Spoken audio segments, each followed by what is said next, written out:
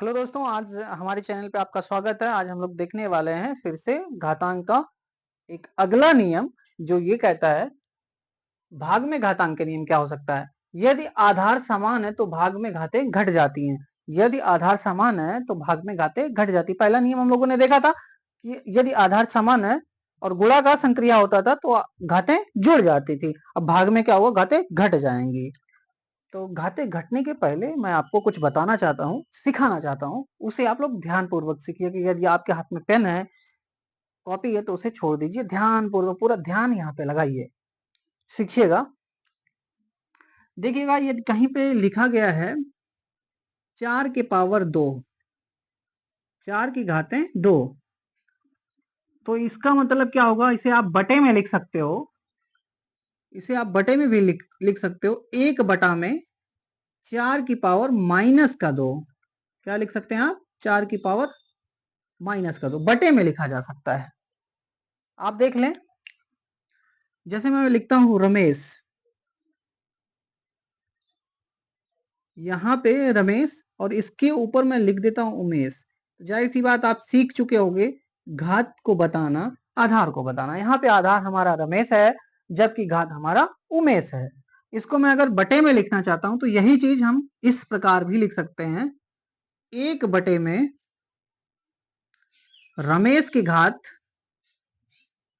रमेश की घात माइनस, जहां पे यहाँ पे प्लस है ना, प्लस नहीं लिखा जाता बट माइनस लिखा जाएगा। नीचे जब आएगा यही चीज, रमेश की घात माइनस का उमेश हो जाएगा। ये हो जाएगा बाबू। इसका मतलब ये दोनों चीजें सेम ही है। आइए और देख लेते हैं।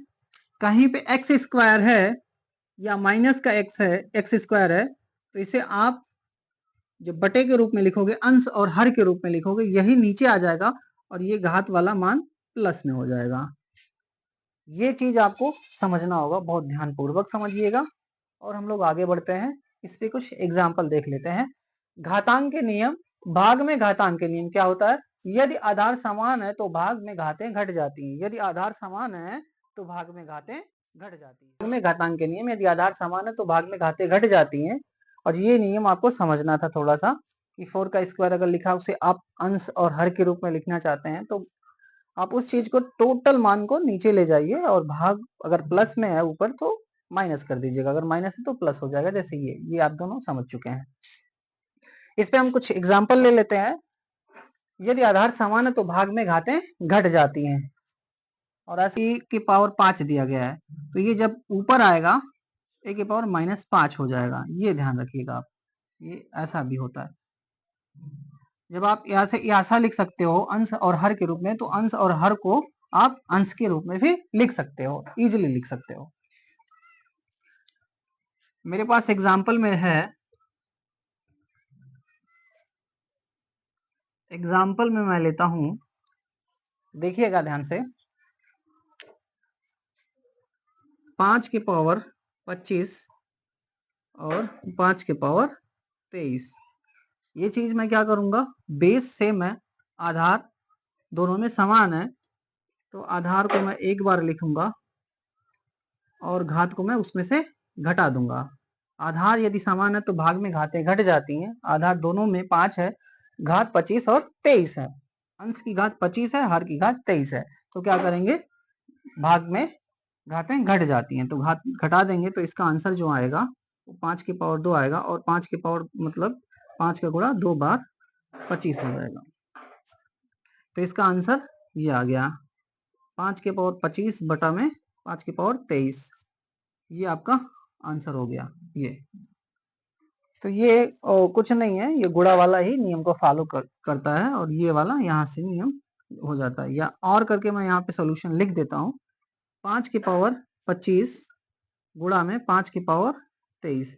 जैसे मैं इसको इस रूप में भी लिख सकता हूँ, देख लीजिए आप लोग। 5 की पावर 25 गुणा में 1/5 की पावर 23। ये अब इस फॉर्मेट में हो गया। अभी आप क्या कर सकते हो, 5 की पावर 25 गुणा में 5 की पावर -23। तो अब गुणा का केस आ गया, देख लीजिए। पहले क्या था, भाग का केस था, अब क्या हो गया, गुणा का केस हो गया।